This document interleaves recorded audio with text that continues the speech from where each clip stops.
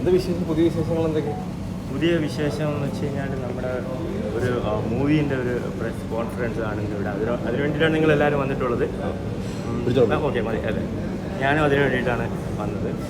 എനിക്ക് തോന്നുന്നു good Friday എന്നാണ് അതിന് അനൗൺസ്. ഞാനിപ്പോൾ പറയുന്നില്ല, അനൗൺസ് ചെയ്യുമോ അറിയില്ല, ഞാൻ കണ്ടിട്ട് പറഞ്ഞതാണ്. സോ ചെറിയൊരു വലിയൊരു സബ്ജക്റ്റാണ്. കുറച്ച് പുതുമുഖങ്ങളൊക്കെ ഉണ്ട്. അതിൻ്റെ കൂടെ ഞാനും ഒരു ചെറിയ ഒരു വേഷം ചെയ്യുന്നുണ്ടെന്ന് വിശ്വസിക്കുന്നു. നായകനാണോ? അല്ല, അതിനെക്കുറിച്ച് എനിക്ക് അറിയത്തില്ല എന്താണെന്ന്. നായകനാണ്, ആക്ച്വലി നായകനാണ്. പക്ഷേ എവർ എന്ത് വേഷമാണ് തരുന്നതെന്ന് എനിക്കറിയത്തില്ല ആക്ച്വലി. ഓക്കെ, അപ്പം സോ അടിപൊളി, അതിലൊരു എക്സൈറ്റ്മെൻറ്റും ഉണ്ട്. നിങ്ങളൊക്കെ കാണാൻ ഞാൻ ഒട്ടും പ്രതീക്ഷിച്ചില്ല കേട്ടോ. നിങ്ങളൊക്കെ ഇവിടെ അങ്ങനെ കാണുമെന്ന് ഞാൻ ഒട്ടും പ്രതീക്ഷിച്ചില്ല. ഞാൻ നൈസായിട്ട് ഇവിടെ വന്നിട്ട് ആരെയും വിളിച്ചിട്ട് അതിട്ട് പോകാമെന്ന് വിചാരിച്ചാൽ.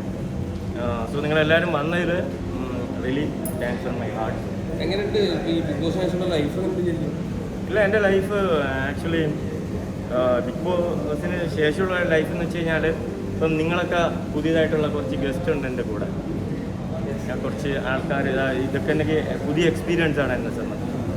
അതുപോലെ തന്നെ കുറച്ച് ഇഷ്ടപ്പെടുന്ന ആൾക്കാരുണ്ട്, ഒരുപാട് ഇഷ്ടപ്പെടാത്ത ആൾക്കാരുണ്ട് അല്ലേ.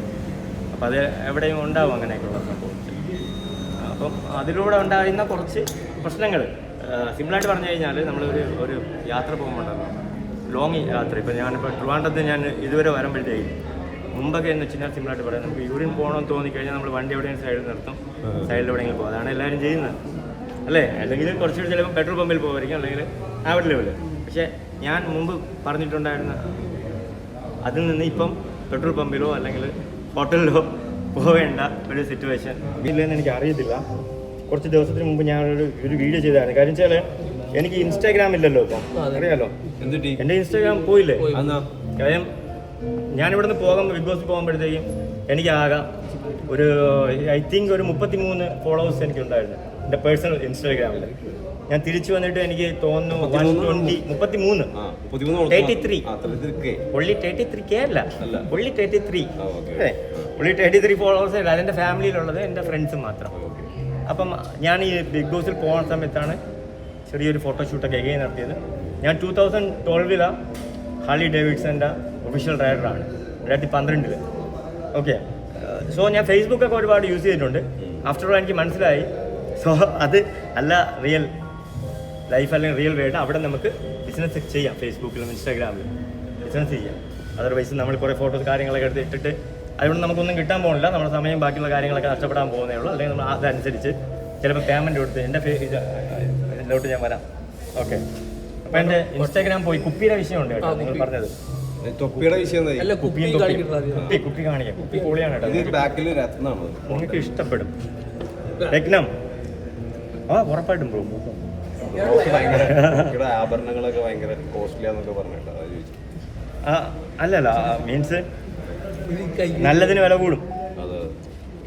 അതെ, ചീപ്പ് ആൻഡ് ബെസ്റ്റ് എന്ന് പറഞ്ഞ സാധനം ഇല്ല ലോകത്ത്. ചീപ്പ് ഓൾവേസ് ചീപ്പ്, ബെസ്റ്റ് ഓൾവേസ് ബെസ്റ്റ്. അപ്പം ചീപ്പിനെ പിടിച്ച് ബെസ്റ്റ് ആക്കാന്ന് വെച്ച് കഴിഞ്ഞാൽ മറ്റേ പഴയ 800 ഞാൻ മോഡിഫിക്കേഷൻ ചെയ്ത് BMW ആക്കാൻ ശ്രമിച്ചതുപോലെ ഉണ്ടാവും. അത് നിങ്ങൾക്ക് മനസ്സിലാക്കാൻ പറ്റുമെങ്കിൽ മനസ്സിലാക്കാം. ഞാൻ ഈ ബിഗ് ബോസിലെ സീസൺ 6 കുറിച്ചിട്ട് പറഞ്ഞ ഒരു കാര്യമാണ്, ചീപ്പിനെ ഒരിക്കലും ബെസ്റ്റ് ആക്കാൻ പറ്റില്ല.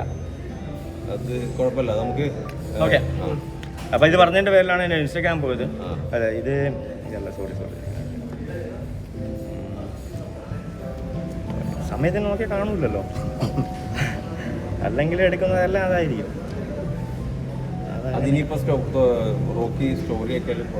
ഇല്ല ബ്രോ, കുപ്പിയുടെ കാര്യം ചോദിച്ചത് ഞാൻ ഒന്ന് സെർച്ച് ചെയ്ത് നോക്കാം. കിട്ടുമെങ്കിൽ അത് കൊള്ളായിരിക്കും കേട്ടോ. നിങ്ങൾക്ക് ഇഷ്ടം ഞാൻ കാണുന്നു.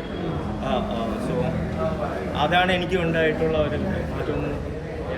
അല്ല, നമുക്ക് ബിഗ് ബോസിൽ പോയി കഴിഞ്ഞാൽ പബ്ലിക്കായിട്ട് മൂത്രമൊഴിക്കാൻ പറ്റില്ലാത്തുള്ളൊരു അവസ്ഥയിലൊക്കെ എത്തിയാൽ ആണെന്ന് തോന്നുന്നു. ഇപ്പം ഇവൻ നിങ്ങൾ ചിന്തിച്ചു നോക്കും, ഞാനൊരു സൈഡിൽ ചെന്നിട്ട് മൂത്രമൊഴിച്ചുകൊണ്ട് നിന്നിട്ട് ആരെങ്കിലും ഇത് വീഡിയോ എടുത്തിട്ട് റോക്കി. അപ്പം അത് ആക്ച്വലി ഒരു നല്ല കാര്യമല്ല അല്ലേ. സോ നമുക്കൊരു പൊസിഷൻ ഉണ്ടാകും, അല്ലെങ്കിൽ നമുക്ക് ഒരു സാമൂഹികമായിട്ടുള്ള ചില ചില നിയമങ്ങളുണ്ടാവും. അപ്പോൾ അതിനൊക്കെ നമ്മൾ കുറച്ചുകൂടെ ഫോക്കസ്ഡായിട്ട് അതൊക്കെ ഒന്ന് ചിന്തിച്ച് കുറച്ചുകൂടെ ഡീസൻ്റായിട്ട് പോവേണ്ടി വരും. കുറച്ചുകൂടെ കാര്യങ്ങളിൽ ശ്രദ്ധ കൊടുക്കേണ്ടി വരും.